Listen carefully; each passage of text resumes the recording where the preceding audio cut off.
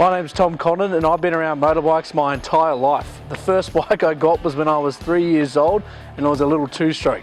Hence my love of two-strokes. I have a few. This is my RG250. I also have a Suzuki TS250 and a Suzuki GP125.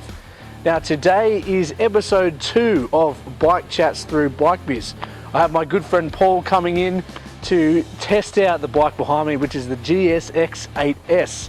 Now he's just checking on his crab pots at the moment, so he's going to come in, have a look at this bike for the first time. We're going to head out, get some awesome footage on this bike, check it out, see what this thing has to offer. I cannot wait, and neither can Paul.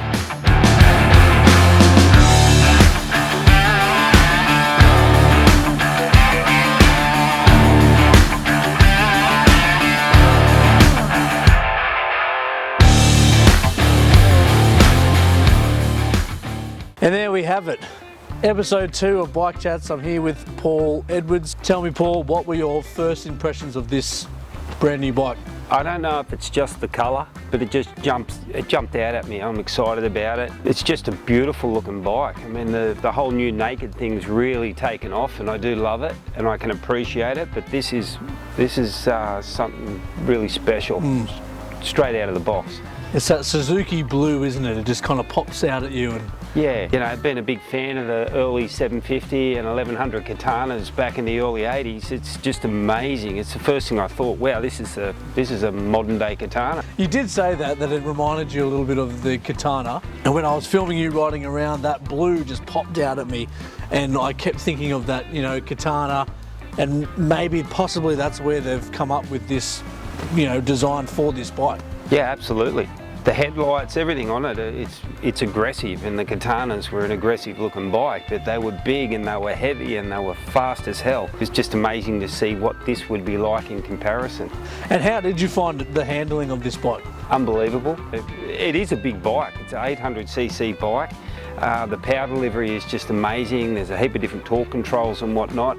It's a performance bike. It really is. It's an under braking and change of direction. It's got so many good features. It could be an entry-level bike, but if you were a really experienced rider that wanted a quality motorcycle, that's what you get with this thing. And you did say that to me. Paul pulled up and he said, wow, this thing just stops, you know. And yeah. I looked down and I went, oh, you know, you can see the twin disc brakes there. They just, you know, obviously offer you that stopping power, and you need that. Absolutely, and the fact that they've gone for inverted forks. Yeah. You know, the big thing with the brakes on it is you can be changing direction and braking. It just feels good. It's got another setting where it actually changes the torque in the engine, so when you take off, it feels as smooth as any little motorcycle you've ever ridden. It's got a quick shifter, and what's really cool is the quick shifter works in both directions. So basically what that means is if you want to really get up the bike, you know, you rev it up around 8,000 RPM and you don't back off, you just grab a gear and it goes again and again and again. However, the clutch in the bike is really, really good. So when you're just cruising around and you're behind traffic and whatnot, it's a lot smoother to use the clutch. Bike has a slipper clutch as well, and it's got some new thing in it which ramps the clutch up, so if you're in heavy traffic and whatnot, it actually makes the feel of the clutch super, super light off the bottom, and then it draws heavier as you let that clutch out, and it's amazing. It's really cool. But yeah, the quick shift, you're in race mode. It's awesome. Yeah, another big thing, when you roll this throttle on, it's fly-by-wire, so it's all done with very modern technology, but basically it's different voltages telling the air intake how much air to go in for the fuel injection system, and it's just amazing. Now, Paul, you have made reference about the Katana a few times, the big 4-cylinder. Yep. What are your thoughts on this engine? It's amazing, Tommy. It's a twin cylinder, 270-degree offset crank, so the firing's nice, the power's good. The big old 4-into-1s, you know, they're still out there everywhere. They're amazing, but these things are just so much easier to ride. I had a few of my friends around last night, and they're all learning to, you know, get into motorcycles, and they all threw their leg over these, and they were just in awe of how cool this bike is. Yep. How did you find, you know, the seat height, the seating position, you know, that naked feel. How did you find that riding? Yeah, with that really big nice. engine? It's really surprising, to be honest.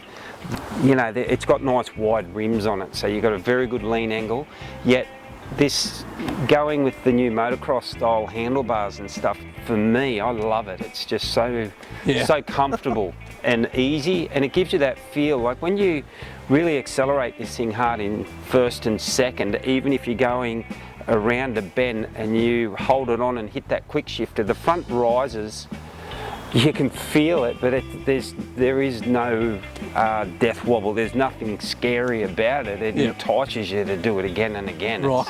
And that was in the first episode of Bike Chats. I did ask you the question of, you know, what category would you put this bike in for that kind of riding, like city riding, country riding? Does it do it all? Yeah, it does. It really does. It's a really strong engine, and it's an amazing handling package. Suzuki they've engineered this bike from ground up. They've tried to make this bike as good as they can, and to answer your question, you could ride this bike interstate, you could ride it around the city, and it's just going to tick every box. And can you ride it off-road? Yeah, absolutely you could. Yeah, for sure. It's very pretty. I don't know. It's almost too nice to take down a dirt road. But you know what? There'd be plenty of people out west that don't have the option, and that's a bike you can. And that would do, Now we are moving to the segment where we rate this bike out of 10. Now we'll put 3 categories together. So that would be ergonomics, performance, and aesthetics. What would your star rating be? Oh mate, this bike is such a strong 8 out of 10, it's not funny. It's the first bike with all the modern electronics on it.